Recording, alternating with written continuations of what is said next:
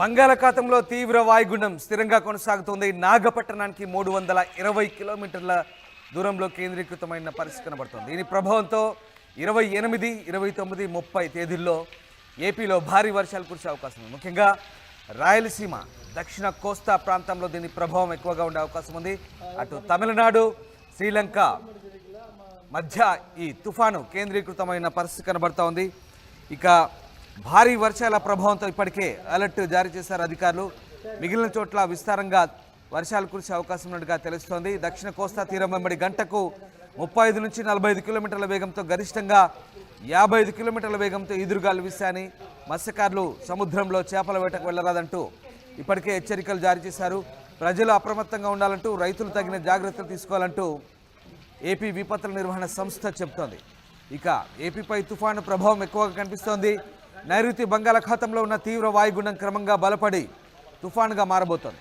శ్రీలంక తీరాన్ని ఆనుకొని తమిళనాడు వైపు పయనిస్తోంది. దీని ప్రభావంతో దక్షిణ కోస్తా, రాయలసీమ జిల్లాలో గురువారం నుంచి వచ్చే నెల 1వ తేదీ వరకు, అంటే డిసెంబర్ 1 వరకు భారీ వర్షాలు కురిసే అవకాశం ఉంది. అంటే మోస్తరు నుంచి భారీ వర్షాలు ఖచ్చితంగా పడే అవకాశం ఉన్నట్టుగా వాతావరణ శాఖ అంటుంది.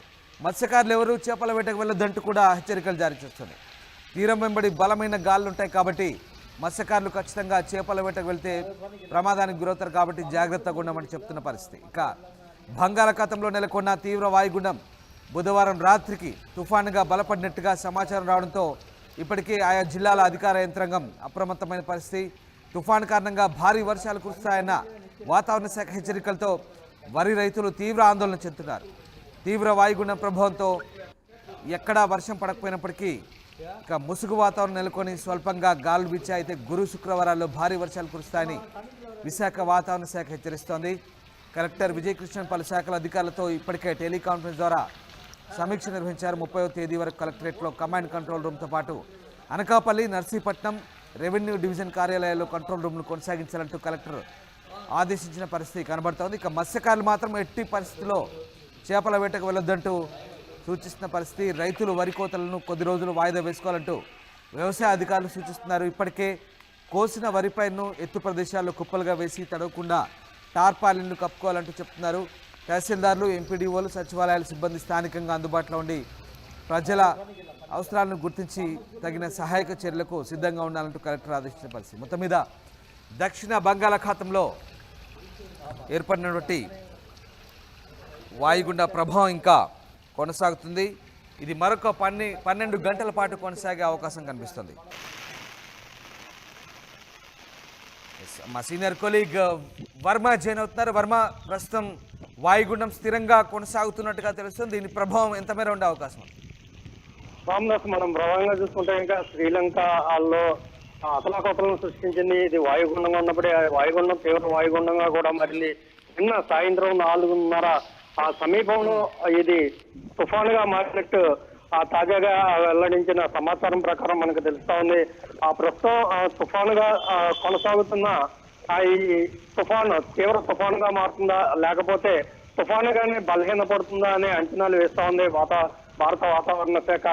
అన్ని అంచనాల ప్రకారం శ్రీలంక, తమిళనాడు మధ్య ఈ తుఫాను తీరం దాటే అవకాశం ఉందని, ప్రస్తుతం ఈ తుఫాను తీరానికి 8 కిలోమీటర్ల వేగంతో దూసుకొస్తోంది.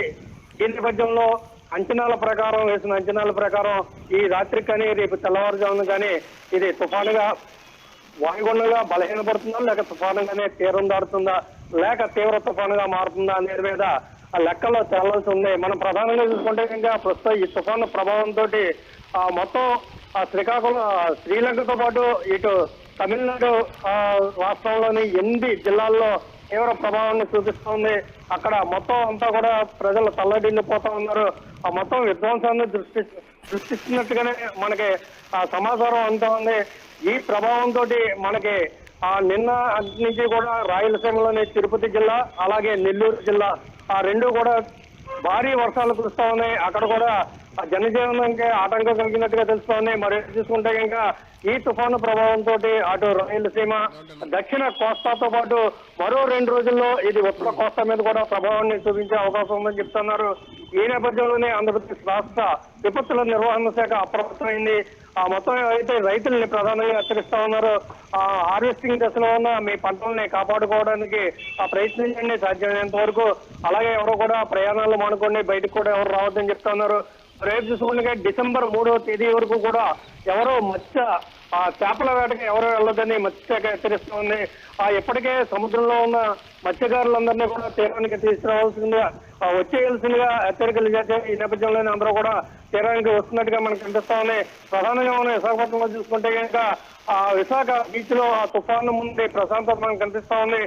నిన్నటి నుంచి అక్కడ ఉన్న సందర్శకులు చెప్తా ఉన్నారు 2-3 మీటర్ల వెనక్కి సముద్రం వెళ్ళినట్టుగా కనిపిస్తా ఉందని చెప్తా ఉన్నారు.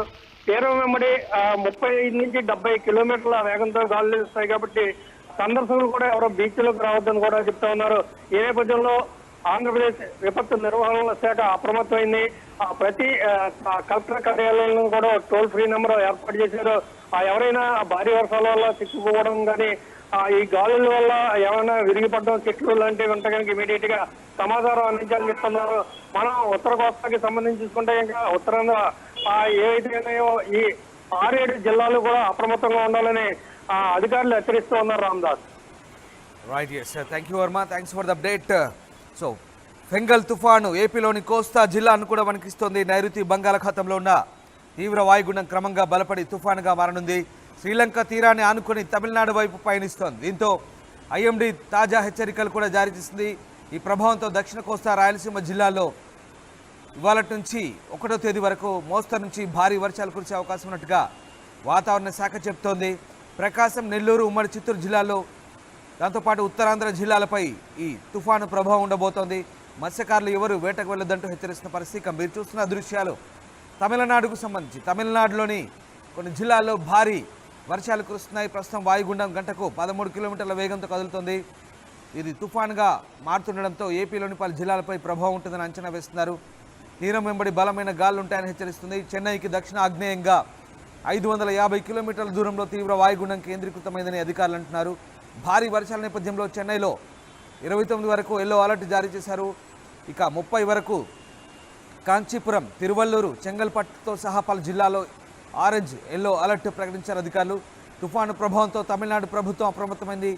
ఎలాంటి పరిస్థితులైనా ఎదుర్కొనేందుకు సిద్ధంగా ఉండాలంటూ సీఎం స్టాలిన్ అధికారులను ఆదేశించారు. భారీ వర్షాలతో చెన్నై, నాగపట్టణం, మైందుత్తురై, తిరువారూరుతో సహా 9 జిల్లాల్లో పాఠశాలలు, కళాశాలలను మూసివేసినట్లు ప్రకటించారు. మీరు చూస్తున్న దృశ్యాలు తమిళనాట భారీ వర్షాల కారణంగా జనజీవనం స్తంభించిపోయిన దృశ్యాలు మనకు కనబడతా ఉన్నాయి. పూర్తిగా పంట పొలాలు నాశనమైన పరిస్థితి తమిళనాడు జిల్లాల్లో కనిపిస్తోంది. ముఖ్యంగా చెన్నై, తిరువారూరు, నాగపట్టణం, మైలాదుతురై ప్రాంతంలో ప్రస్తుతం ఈ పరిస్థితి నెలకొంది. ఇటు కోస్తా తమిళనాడులో నవంబర్ 28న కూడా భారీ వర్షాలు కురిసే అవకాశం ఉన్నట్టుగా వాతావరణ శాఖ అధికారులు చెప్తున్నారు. ఇప్పటికే చెన్నై, కాంచీపురం, తిరువల్లూరు, చెంగల్పట్టులో సహా పలు జిల్లాల్లో భారీ వర్షాలు కురుస్తాయి. ఒక్కసారి ఆ దృశ్యాలు చూడొచ్చు. తమిళనాడుకు సంబంధించిన దృశ్యాలవి. ప్రస్తుతం తుఫాను ఇటు శ్రీలంక నుంచి తమిళనాడు వైపు ప్రయాణిస్తోంది. తమిళనాడు, పుదుచ్చేరి మధ్య తీరం దాటే అవకాశం ఉన్నట్టుగా తెలుస్తుంది. ఈ తుఫాను ప్రభావంతో భారీ వర్షాలకు ఆస్కారం ఉన్నట్టుగా వాతావరణ శాఖ అధికారులు హెచ్చరిస్తున్నారు. ఇక దీని ప్రభావంతో ఉత్తరాంధ్ర, అలాగే దక్షిణ కోస్తా, కాకినాడ తీరం కూడా అలర్ట్ అయిన పరిస్థితి. ఉమ్మడి చిత్తూరు, నెల్లూరు, ప్రకాశం జిల్లాలో భారీ వర్షాలు కురిసే అవకాశం ఉంది. అటు రాయలసీమ జిల్లాలో కూడా భారీ వర్షాలకు ఆస్కారం ఉన్నట్టుగా చెప్తున్నారు. ఇక ఉత్తరాంధ్ర జిల్లాలు శ్రీకాకుళం, విజయనగరం, విశాఖ తీరాల్లో కూడా ప్రస్తుతం సముద్రం కాస్త అల్లకల్లోలంగా మారిన పరిస్థితి. కాకినాడ, ఉప్పాడ తీరంలో కూడా సముద్రం అల్లకల్లోలంగా మారుతున్న పరిస్థితి. మత్స్యకారులు ఎవరు చేపల వేటకు వెళ్ళొద్దంటూ ఇప్పటికే